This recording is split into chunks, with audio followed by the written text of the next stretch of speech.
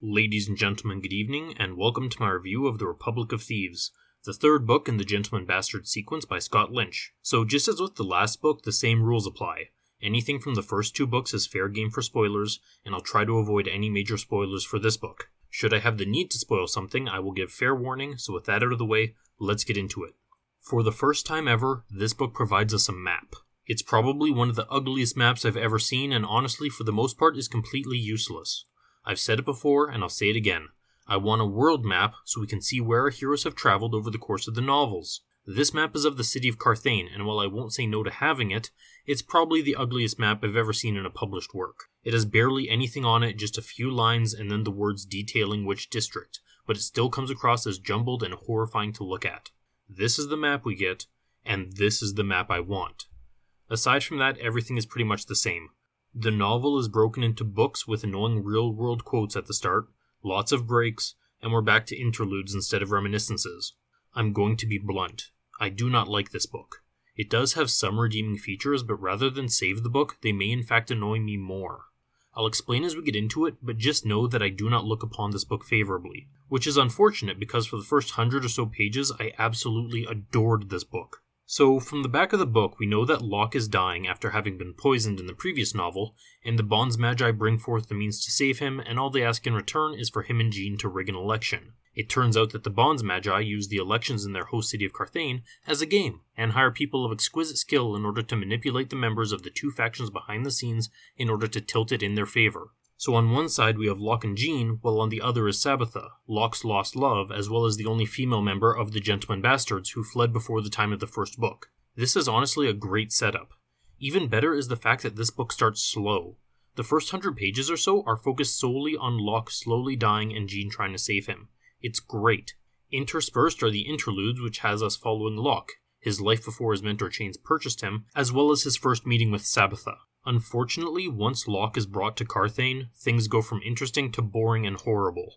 I'll be honest, maybe my expectations were wrong or I was expecting too much, but I was expecting the battle between Locke and Jean and Sabitha to be a battle of wits, of play and counterplay a la Sherlock Holmes and Moriarty. Instead, I got the complete opposite. The election is not the focus of the book, no matter what the back blurb tells you. It's a love story about Locke and Sabitha.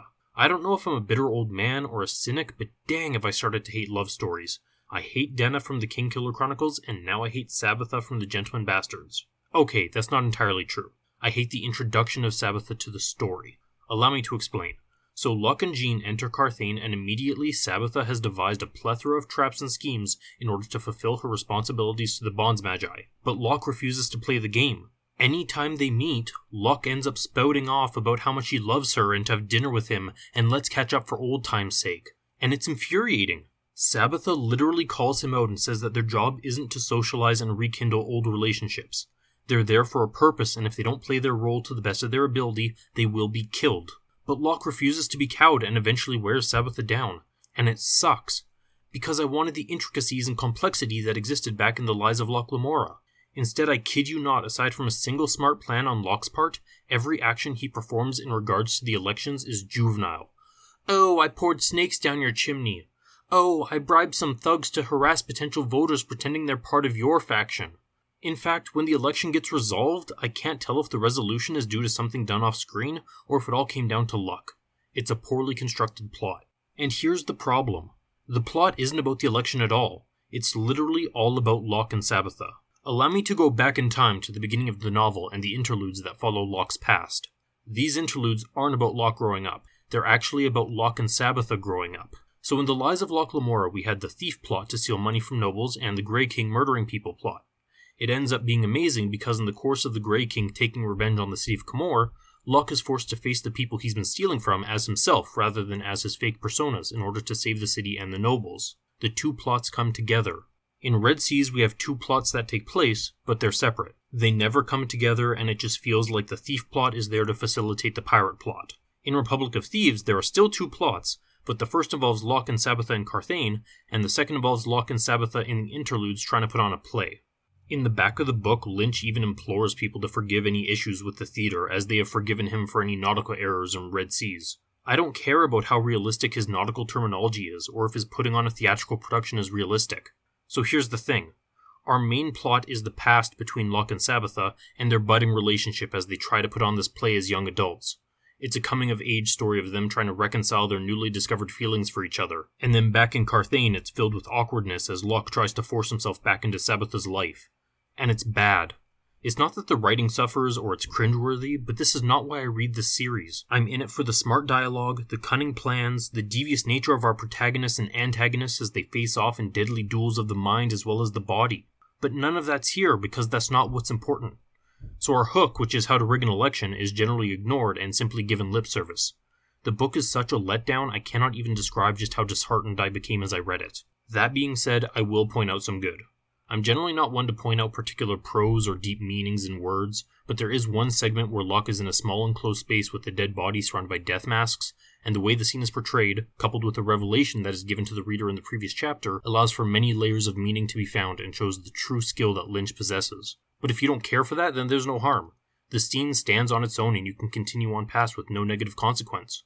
I will now get into the part which I loved, but also irritated me no end. So I will not lie when I say that as I read this book and realized that it was all about Locke and Sabitha being in love and not about rigging an election, that I was willing to abandon the series entirely.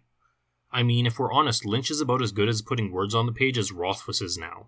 But near the end, Lynch started writing about things that intrigued me, and I'll give warning here for slight spoilers. The book gives no answers to these questions, but I give fair warning if you want to avoid all secrets, even though the stuff I will talk about has been mentioned in the previous 2 books. So here's your warning, and 3, 2, 1. Okay, so there has always been an otherworldly element to these novels. In the previous novels, there is mention of elder glass bridges and towers, an unbreakable material that was built by an unknown race that current humans are unable to manipulate in any way. In this book, a teaser is placed to expand upon it. There's mention of a door which some went and explored only to never be seen again or come out insane and screaming. Very Lovecraftian if I do say so myself. But more importantly, the Bonds Magi make mention that there's the potential that something exists out in the cosmos which may or may not be attracted to magic, and that this entity may be responsible for the disappearance of the previous race who built the Elder Glass structures. It brings up a whole slew of questions in regards to the Bonds Magi, their true purpose, and what they plan to accomplish. There's also a very important revelation in regards to Locke and his origin, which needs to be explored in later novels. And that's why I'm so frustrated.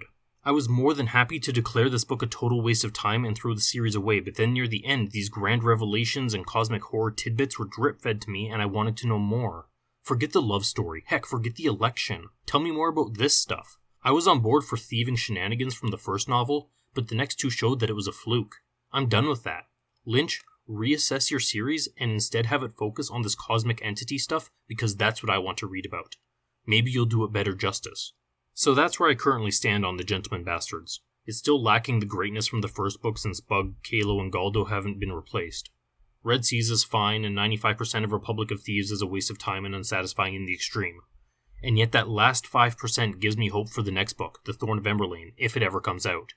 According to Chapters, its release date is set for October 2021, but I've been following it for years, back when it said it was being released in October 2017, and it just gets automatically pushed back every year, so who knows. Overall, I'm just sad that one of my favorite book series has fallen so low over the years where it once showed such promise. But that's all for me. Thanks for watching, and have a good day.